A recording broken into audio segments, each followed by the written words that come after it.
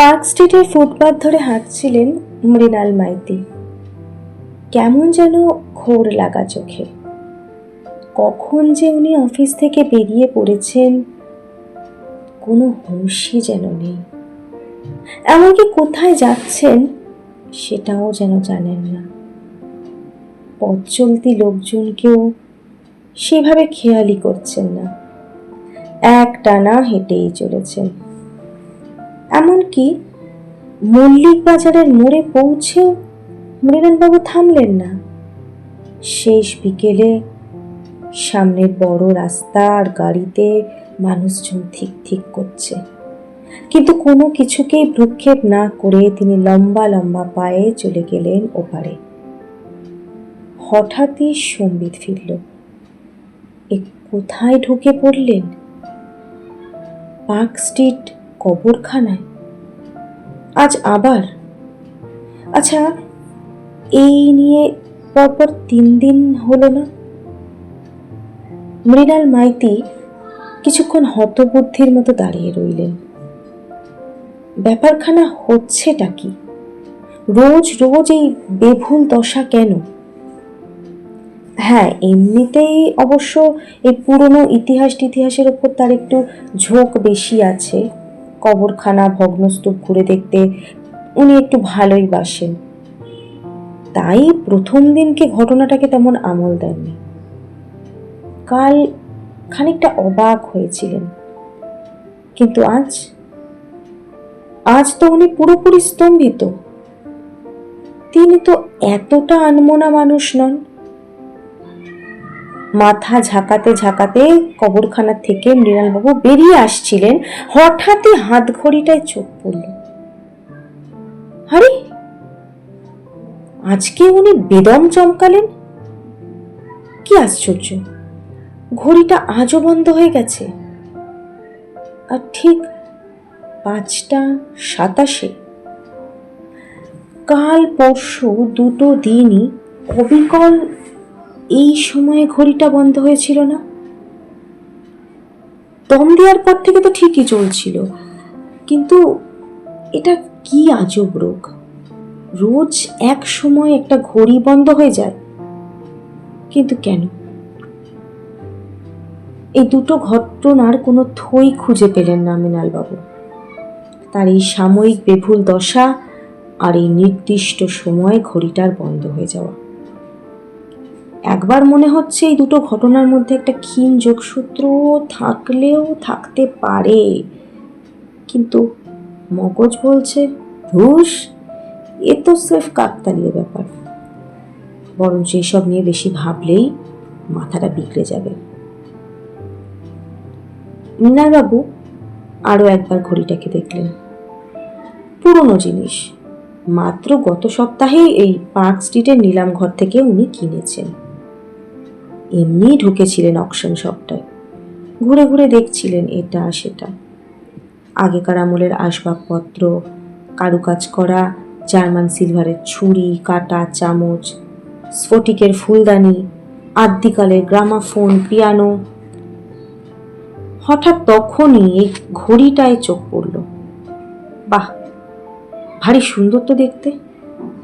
গোল চাকার মতো ডায়াল, ধপধপে সাদা, বাঁকা বাঁকা হরফে লেখা কুচকুচে কালো সংখ্যাগুলো বেশ পাহাড়ি। ঘন্টার কাঁটা আর মিনিটের কাঁটার ডগায় টুকটুকে লাল দুটো ফুটকি। এটা যেন আবার সৌন্দর্য বেশ কিছুটা বাড়িয়েও দিয়েছে। বাজারে তো আজকাল সব কোয়ার্টজ ঘড়ি পাওয়া যায়। এরকম চমৎকার একটা দম দেওয়া ঘড়ি এসব আর এখন কোথায়? উনি কৌতূহলী হয়ে জিজ্ঞেস করলেন, তা দাদা, ঘড়িটার দাম কত ফেলেছেন? বয়স্ক কর্মচারী হেসে বলল, এঘে জলের দরে দিচ্ছি স্যার, মাত্র 500 টাকা। বলেন কি, কবেকার মাল, এ তো বন্ধ হয়ে পড়ে আছে। তাতে কি স্যার, হাতি মূল্যেও লাখ টাকা দাম। আর এ হলো গিয়ে খাঁটি টিস্ট। যে কোনো পুরনো ঘড়ির দোকানে দেখবেন বা ওদেরকে একটু দেখাবেন, দেখবেন সময় একেবারে লাফিয়ে উঠবে। আর বন্ধ হয়েছে ও তো তেল ফেল পড়েনি বলে, অয়েলিং করে চালান, এখনো 50 বছর নিখুঁত সময় দেবে।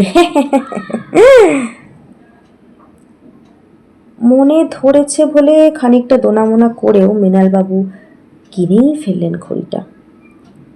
এরকম একটা অ্যান্টিক ঘড়ি কবজিতে বাঁধা থাকলে আভিজাত তো বেশ বাড়ে বই কি। কেনার পর থেকে মনটা বেশ খুশি খুশি। পাড়ার দোকানদার ছেলেটি তো ঢালাও সার্টিফিকেট দিল। হ্যাঁ, জব্বর দাম মেরেছেন দাদা, এ জিনিস এখন আর আপনি মাথা খুললেও পাবেন না। এর হেয়ার স্প্রিং থেকে শুরু করে প্রত্যেকটা সূক্ষ্ম কলকবজা একেবারে A1। এখনকার ভেজালের যুগে এই সমস্ত ঘড়ি দেখলে না প্রাণেও আরাম লাগে। আর সেই ঘড়ি কেনার পর থেকে নয়, এই হাতে পড়ার পর থেকেই কি অদ্ভুত খেল দেখাচ্ছে। পাড়ার দোকানদারটা তো চালু করে দেওয়ার সময় গন্ডগোলের কথা বলেনি, উল্টো তো বললো, আপনি 3 বছরের জন্য নিশ্চিন্ত থাকুন দাদা, এ ঘড়ি এখন টক বগিয়ে ছুটবে। কি যে হচ্ছে তাহলে কি জানে। যাই হোক, এই সব 7-5 ভাবতে ভাবতে মৃণাল মাইতি বেজার মুখে বাড়ি ফিরলেন। ঘড়ি কিংবা ওই বেখেয়ালে কবরখানায় চলে যাওয়ার কোনো গল্পই তিনি স্ত্রী নীলিমাকে করলেন না। এক কারি টাকা খরচা করে মৃণালবাবু একটা পুরনো ঘড়ি কিনেছে, এই নিয়ে সে বিস্তর হাসাহাসি করেছে। তার মধ্যে ঘড়ি রোজ বন্ধ হয়ে যাচ্ছে শুনলে নীলিমা তাকে খেপিয়ে মারবেন। রাতে ভালো ঘুম হলো না মৃণালবাবু। পরের দিন কি ভেবে অফিসে আর পড়ে গেলেন না ঘড়িটা। সতর্ক রইলেন সারাদিন, আজকে যেন সেই বেখেয়াল অবস্থাটা না হয়। অদ্ভুত কাণ্ড, বিকেলটা পুরো স্বাভাবিক ছন্দে কাটল। 6:15 অবধি অফিস করলেন, তারপর রিক্রিয়েশন ক্লাবে গিয়ে ক্যারামও খেললেন খানিকক্ষণ। ঘড়ির কথা তো প্রায় ভুলেই গেছিলেন। বাড়ি ঢুকতে তবে মনে পড়ল, আর অমনি উনি শোয়ার ঘরে ঢুকে ঘড়িটা হাতে তুলে নিলেন। এই তো বেশ হাসি ফুটলো তার মুখে। না, ঘড়ি বন্ধ হয়নি তো, একদম ঠিকঠাক চলছে টিস্ট। তবু তিনি নীলিমাকে ডেকে একবার জিজ্ঞেস করলেন, তুমি কি ঘড়িটা আজ বিকেলে দম দিয়েছিলে? নীলিমা নাক কুচকে বললেন, আমি বাপু ওটা হাতও দিইনি। কেন? না এমনি, মানে আজকে আমি দম দিতে ভুলে গেছিলাম তো তাই। তা এখন দম লাগাও। রিস্টওয়াচটা চাবিটা ঘোরাতে ঘোরাতে মৃণালবাবুর মনটা আরো ভালো হয়ে গেল। না, এই 2-1 দিনের উৎপাটান কাণ্ড নিয়ে মন উচাটন করার কোনো মানেই হয় না। আসলে বহুদিন বন্ধ ছিল তো, তাই হয়তো চলতে গিয়ে একটু একটু হোঁচট খাচ্ছে ঘড়িটা। এবার থেকে ঠিকঠাক দৌড়বে। আর এমন তো হতেই পারে যে মৃণালবাবু নিজেই দম দিতে ভুলে গেছেন, তারপরে মিছিমিছি চিন্তা করছেন। পরদিন ফের টিস্টখানা কবজিতে বেঁধে অফিস গেলেন। দিনভর ঘড়ি চলছেও বেশ ভালো মেজাজে, মৃণালবাবুরও মেজাজ শরীফ। কিন্তু বিকেল গড়াতেই কোত্থেকে যেন আবার সেই ঘোর ভাব। কাউকে কিচ্ছু না বলে টেবিলে ফাইল ছড়িয়ে রেখে আচমকা বেরিয়ে পড়লেন অফিস থেকে। আচ্ছন্নের মতন হাঁটছেন এবং যাত্রা সেই পার্ক স্ট্রিটের কবরখানা।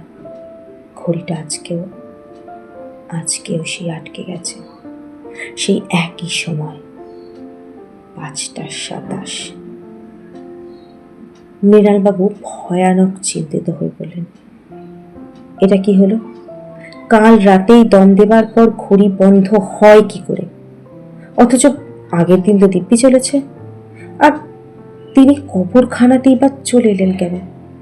কই, কাল তো এমন সমস্যা হয়নি। কার্যকরণ সম্পর্ক তো পাওয়া যাচ্ছে না কিছু। মাথা চুলকাতে চুলকাতে কবরখানার একটা বেঞ্চিতে ধপ করে বসে পড়লেন মৃণালবাবু।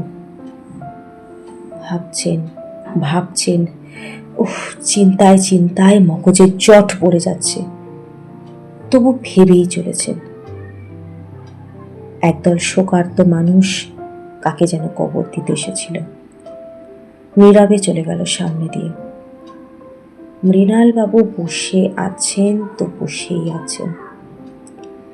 দিন ফুরিয়ে কখন যে সন্ধে নেমে এসেছে তা উনি টেরও পেলেন না। কবরখানা ক্রমে শুনশান হয়ে গেল, তবু মৃণালবাবু স্থির হয়ে বসে আছেন। হঠাৎই একটা ভারী গলা, কাটা কাটা ইংরেজিতে প্রশ্ন, আমি কি এখানে একটু বসতে পারি? চমকে গেলেন মৃণালবাবু। তার বেঞ্চির ঠিক পিছনেই এক ভদ্রলোক এসে দাঁড়িয়েছেন। পরনে কালো স্যুট, মাথায় কালো হ্যাট, কপালের ওপর টুপিটা অনেকটাই নামানো। আধো অন্ধকারে মুখটা প্রায় দেখাই যাচ্ছে না। ভদ্রলোক আবার সবিনয়ে বললেন, দয়া করে যদি অনুমতি করেন এখানে একটু। হ্যাঁ হ্যাঁ, বসুন না প্লিজ। ধন্যবাদ। ভদ্রলোক বসলেন বেঞ্চিতে, তবে সামান্য তফাৎ রেখে। 2-4 সেকেন্ড চুপচাপ থেকে বললেন, আমি এই বেঞ্চিটায় রোজ এসে বসি। মৃণালবাবু একটু আলগা ভাবে বললেন, ও তাই বুঝি? হ্যাঁ, বসে বসে লোকজন দেখি, আপনাকেও দেখেছি। আপনি তো এই নিয়ে 4র্থ দিন এলেন, তাই না? মৃণালবাবু ছোট করে ঘাড় নাড়লেন এবং মনে করার চেষ্টা করতে লাগলেন যে এই ভদ্রলোককে উনি আগে কোথাও দেখেছেন কিনা। না, স্মরণে তো কিছু আসছে না। ভদ্রলোক নিচু গলায় বললেন, আপনাকে দেখে মনে হচ্ছে খুব দুশ্চিন্তাগ্রস্ত, ঠিক বলেছি? মৃণালবাবু অস্ফুটে বললেন, হ্যাঁ, না মানে দুশ্চিন্তার কারণটা কি জানতে পারি? হ্যাঁ, ওই বলতে গিয়েও থমকে গেলেন মৃণাল মাইতি। লোকটা তো বেশ গায়ে পড়া, আর তাছাড়া চেনা নেই জানা নেই, যাকে তাকে তিনি সমস্যার কথা বলবেনই বা কেন? ভদ্রলোক বোধহয় মনের কথা পড়ে ফেলেছেন। তিনি বললেন, অচেনা লোক বলে অস্বস্তি হচ্ছে তো, তা আসুন না, আমরা বরং আগে পরিচয়টা সেরে ফেলি। আমার নাম রিচার্ড কোমস। আপনি? আমি মৃণাল মাইতি। ব্যাস, তাহলে তো আমরা আর পরস্পরের অপরিচিত রইলাম না, কি বলে? হ্যাঁ, এবার তাহলে সমস্যার কথা সেটা তো বলতেই পারেন, কি তাই না? মৃণালবাবু একটু সন্দিগ্ধ চোখে ভদ্রলোকের দিকে তাকালেন। ওনার মতলবটা তো ঠিক বোঝা যাচ্ছে না। পাগল টাগল নাকি? অনেক সময় অনেক পাগলরাও তো কবরখানায় এসে বসে থাকে। রিচার্ড এবার খুব খুব হাসলেন। কি সংকোচ হচ্ছে তো? বেশ, তবে আগে আমি বরং আমার কথা বলি। আমি কেন রোজ এখানে এসে বসে থাকি, নিশ্চয়ই কৌতূহল হচ্ছে সেটা জানতে। মৃণালবাবু একটু দায়সারাভাবে বললেন, হ্যাঁ বলুন, কি কারণ? আসলে আমার এক প্রিয়জন এখানে মাটির নিচে শুয়ে আছে, খুবই ঘনিষ্ঠ, একদম আত্মার আত্মীয় বলতে পারেন। ঠিক। ও আচ্ছা। ভদ্রলোক আবার বললেন, আসলে তাকে ছেড়ে থাকতে পারি না তো, তাই। বেচারার জন্য আমার ভারী কষ্ট হয়। সে যেই কবরে ঢুকলো অমনি তার ছেলে মেয়ে নাতি নাতনি সব দূর দাঁড়িয়ে অস্ট্রেলিয়া পাড়ি দিল। এই বুড়োর জন্যই নাকি তাদের এই শহরে পড়ে থাকতে হচ্ছিল। ও, তা আপনার বন্ধু কবে মারা গেছেন? এই তো মাত্র বছর খানেক হবে। সঠিক যদি হিসেব করি তাহলে আজ 11 মাস 17 দিন। ওনার বড় ছেলে দেশ ছাড়লো তার 2.5 মাস পর, আর ছোটটা তো এই সেদিন সপরিবারে চলে গেল। এখনো পুরো 1 মাস হয়নি। কি সব নচ্ছার ছেলে বলে ভাবুন মশাই। বাবা মা সারাটা জীবন ধরে যে সংসারটা সাজিয়েছিল সেটা কিনা ভেঙে চুরে তছনছ করে দিল। মৃণালবাবুর মুখ দিয়ে বেরিয়ে এলো, সত্যি খুব দুঃখজনক। ভদ্রলোক আবার বললেন, আর ডিকের সাধের জিনিসপত্রগুলো নিয়ে কি করলো জানেন? শটান নিলাম ঘরে ঢুকিয়ে দিয়ে গেল থোক কিছু টাকা নিয়ে। উফ, তার মধ্যে ডিকের খাট, আলমারি, easy chair, table, showcase, cabinet, এমনকি ওর হাত ঘড়িটাও ছিল। অথচ ওরা কিন্তু জানতো ওই ঘড়ি ছিল ডিকের প্রাণ। আচ্ছা বলুন তো, ওই ঘড়িটা বেচে না দিয়ে ওরা কি সেটাকে বাপ ঠাকুরদার স্মৃতি হিসেবে রাখতে পারতো না? মৃণালবাবুর কেমন যেন গা শিরশির করে উঠল। অকশন শপে হাত ঘড়ি বিক্রি করেছিল। রিচার্ড তখনও ফিসফিস করে বললেন, ডিক ঘড়িটাকে কতটা ভালোবাসতো শুনবেন? বেচারা ক্যান্সারে ভুগছিল। যখন তার মরমর অবস্থা, তখন ছেলেদের ডেকে বলেছিল তাকে কফিনে ঢোকাবার আগে ওই ঘড়িটা যেন তার হাতে পরিয়ে দেওয়া হয়। কিন্তু কে শোনে কার কথা? যেই না ডিক 5:27 মারা গেল, অমনি ছেলেরা ওর হাত থেকে ঘড়ি, আংটি সব খুলে নিল। মৃণালবাবুর বুকটা ধড়াস করে উঠল। উনি কাঁপা গলায় বললেন, কটায় মৃত্যু হয়েছিল বললেন? 5:27 বিকেল। এ কি, আপনার মুখটা হঠাৎ ফ্যাকাশে হয়ে যাচ্ছে কেন? মৃণালবাবু ঢোক গিলে জিজ্ঞাসা করলেন, টিস্ট ঘড়ি ছিল কি? ভদ্রলোক বললেন, হ্যাঁ, ঝকঝকে সাদা ডায়াল, সংখ্যাগুলো ইটালিক্সে লেখা, মানে ওই সামান্য হেলানো, এই আর কি। মৃণালবাবু বিড়বিড় করে বললেন, কাটা দুটো কালো, কাটাতে দুটো ছোট ছোট লাল ফোঁটা। মনে হচ্ছে ঘড়িটাকে আমি চিনি। রিচার্ড বলল, চেনা তো উচিত, ঘড়িটা তো আপনার হাতেই রয়েছে। কথা বলতে বলতেই রিচার্ড হাত বাড়ান। যদি দয়া করে ঘড়িটা আমাকে একটু দিয়ে দেন। মৃণালবাবুর শরীর পলকে হিম হয়ে গেল। গলায় কোনো স্বর ফুটছে না, হাঁটু দুটো কাঁপছে থরথর করে। উনি আতঙ্কে চোখ বুজে ফেললেন, আর চোখ বোঝায় অবস্থাতেই টের পেলেন একটা হাত এসে খপ করে চেপে ধরল তার কবজি। উফ, হাত তো নয়, যেন বরফের মতো ঠান্ডা আঙুল।